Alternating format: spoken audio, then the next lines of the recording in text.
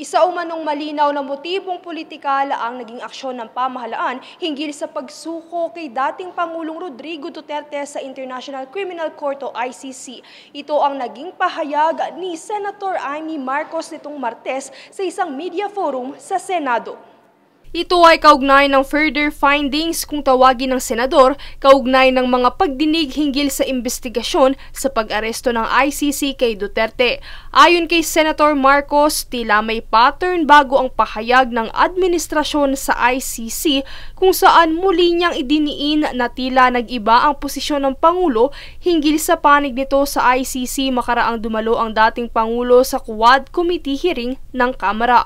Dagdag pa rito ang Oplan Tugiso ang Operation Pursuit ay isang malinaw na motibo upang pabagsakin ang mga Duterte bago pa sumapit ang 2028 elections, kung saan ito umano ay sa pamamagitan ng PI na layong siraan ang pangalan ng mag-amang Duterte. Isa rin umanong taktika ang mga pagsabay at pagdiin ng ibang issue upang ma-divert ang atensyon ng publiko sa pagsisimula ng investigasyon sa pagpapalawak ng usapin sa extrajudicial killing, gayon din ang paghalungkat sa confidential funds issue ni Vice President Sara Duterte at mga fake news issue hinggil sa West Philippine Sea. Squid tactics ng bonggang-bongga, i-divert sa iba't ibang balita tulad ng mga sagupaan, yung fake news nga na tinake over na, yung kung ano-anong mga isla at islet, tapos yung balita ng 20 pesos rice, sinabay-sabay para ilayo sa tunay na problema.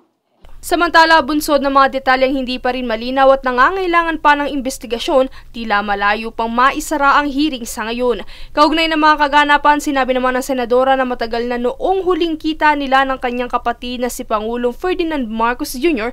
at klinaro na hindi sila magkaaway.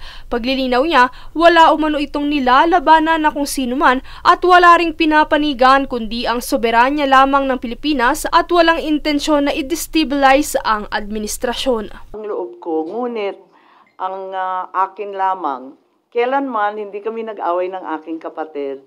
Yung mga amuyong sa palasyo, yung mga nariyan, yung mga lulong, ayun, sila po ang ating kaaway. At hindi ko naman kinakampihan ang isang panig laban sa isa. Ang pinapanigan ko lamang ay ang soberanya ng Pilipinas na isinusuko natin. Nakakahiya naman itong ginagawa natin na. Sa panig naman ni Senator Joel Villanueva hinggil sa mga kaganapan, dahil sa election fever, lahat ng mga issue ay natural na iuugnay umano sa eleksyon. Kaya't apelan niya sa mga botante na maging wais sa pagpili ng iboboto ngayong darating na eleksyon. Princess Castro nag-uulat para sa Golden Nation Network.